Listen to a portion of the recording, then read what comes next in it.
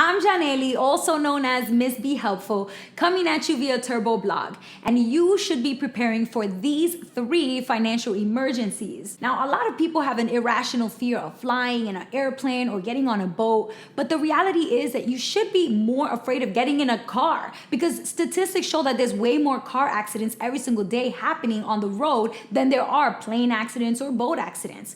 And so this is why it's really important for people to know that an emergency could happen in your car at any point. You could be in a car wreck, or maybe it's not even as severe as a car wreck. Maybe your transmission goes out. And so this is why it's so important that you have to have some cash aside as a little bit of a cushion in case something like that happens. You would be able to replace your transmission or deal with the consequences of a car wreck, whatever, might come your way. Experts say $1,000 in a savings or checking account are pretty much gonna be enough for this type of stuff, but still a lot of Americans aren't prepared and they don't have that much money in their bank account. Financial emergency number 2 is gonna be unexpected medical costs. Now, I post videos about credit and I get so many people writing to me saying that the reason why they have bad credit is because they have collections from medical bills that they're not able to pay back. And so this is definitely one of the top most popular and common things that I see people saying that they have a lot of financial issues with, because you can't know when something is gonna happen to you that you will need medical attention for. You twist an ankle, you break an elbow, you fall from the stairs or from a ladder, or you slip on ice. I mean, there are so many things that happen that lead to medical emergencies or that lead to you needing medical attention,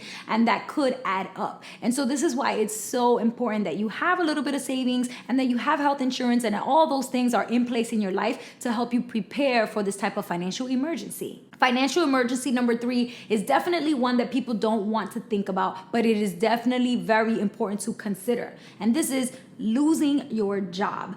If you were to lose your job and you could not survive without the next paycheck, for example, paying your rent and groceries is just gonna be impossible without using a credit card or borrowing money, then this means that you are not prepared financially for that type of emergency. You've gotta make sure that you're saving up a little bit of money from every paycheck and putting it aside so that if the worst case scenario were to happen and you did lose your job, you would have a little bit of cushion for a little while it gives you time to then go and find another position or another role or new job opportunity. Even people who have the most secure jobs like to think that this is not something that's very common. For example, if you have a government job that's very stable, but very recently in the news we saw that a lot of people were going to work and not getting paid because the government shut down. So it doesn't matter how secure your job is or how comfortable you think that your workplace environment is, you always have to make sure that you prepare for the unexpected, because life is gonna happen and you just gotta make sure that you're prepared for that.